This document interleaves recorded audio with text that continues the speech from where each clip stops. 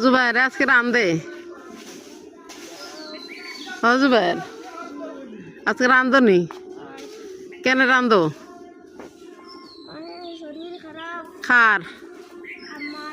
আমার শরীর খারাপ এর লাগে তুমি রান্ধো